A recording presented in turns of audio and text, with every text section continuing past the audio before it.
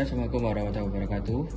Ini adalah video pertama dari rangkaian video yang nanti bisa kalian tonton atau kalian pelajari untuk bisa membantu mengerjakan UKK atau tryout di bulan Januari.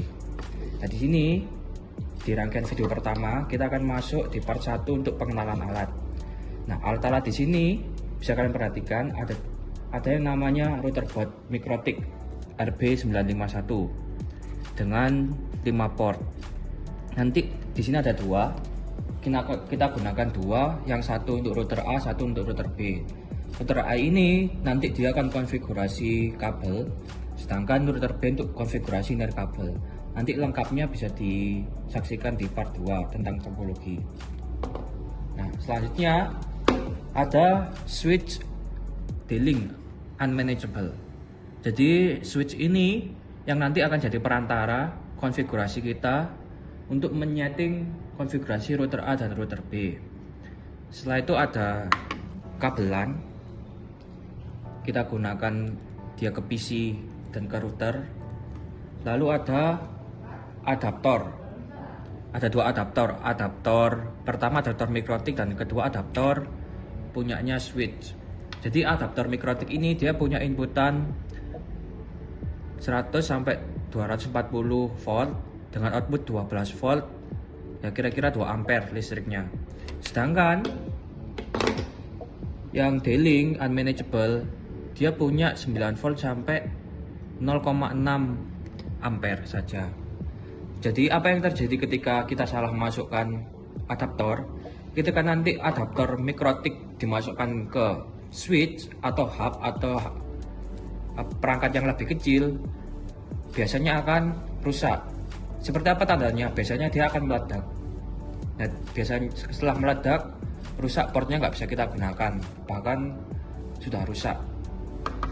Nah, kalau yang switch, adaptor switch kita masukkan ke Mikrotik, itu listriknya nggak kuat dia. Artinya apa? Biasanya Mikrotik ini akan mati nyala karena kekurangan sumber Mikrotik, sumber listrik. Oke, lalu kita cek alatnya. Yang pertama kita masukkan dulu adaptor Mikrotik ke stop kontak atau ke sumber listrik. Kenapa kok kita masukkan ini duluan? Supaya listriknya stabil dulu, jadi tidak ada lonjakan listrik yang besar.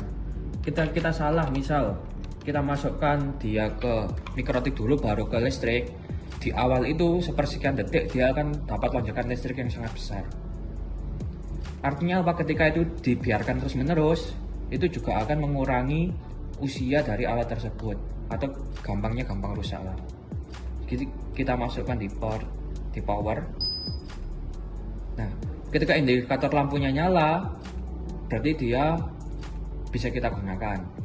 Lalu selanjutnya kita gunakan sumber internet atau ISP di port 1. Seperti biasa, kenapa kok harus port 1? Karena port 1 itu kita gunakan khusus untuk sumber internet atau default punya internet. Nah, nanti indikator lampunya akan menyala. Ketika indikator lampu ini nyala, berarti kabelnya ini baik-baik saja, portnya baik-baik saja, dan alat-alat kalian siap untuk digunakan. Nah, setelahnya kita bisa lanjut di switch. Nah, di switch ini juga sama, kita masukkan dulu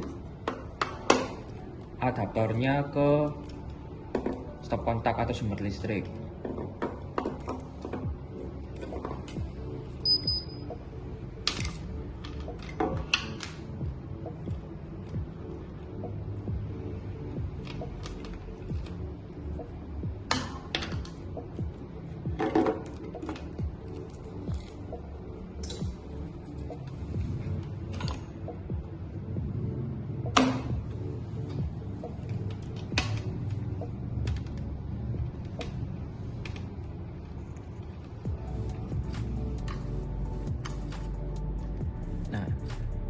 Indikatornya akan nyala seperti ini.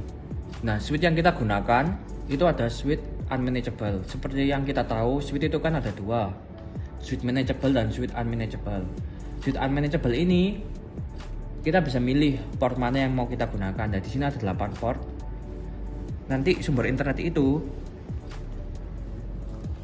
kita akan gunakan di port mana saja. Jadi nggak harus di port 1. Berbeda dengan router. Jadi kalau kita masukkan dia di port 8 sekalipun seperti ini, nah, indikatornya akan nyala. Artinya apa?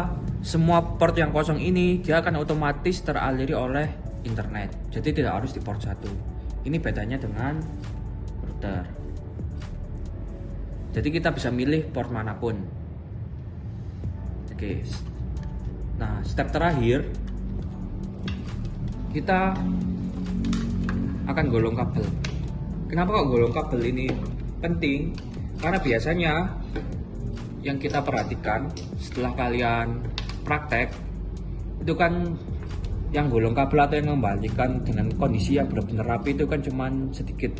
Jadi kadang orangnya cuma itu saja. Jadi saya harap setelah ini, setelah kalian praktek dan belajar di rumah, kalian bisa menggolong kabel masing-masing. Jadi nggak cuma mengandalkan beberapa orang saja. Yang pertama, kita gulungnya dari sini, dari belakang. Kita putar seperti biasa, seperti ini. Nah, dari sini kita sisakan. Untuk apa? Untuk mengunci kabelnya. Jadi kita tinggal masukkan saja seperti ini. Nah, dari sini sudah rapi. Oke, saya rasa untuk pengenalan alat cukup sampai di sini. Nanti kita lanjut ke part 2 tentang topologi.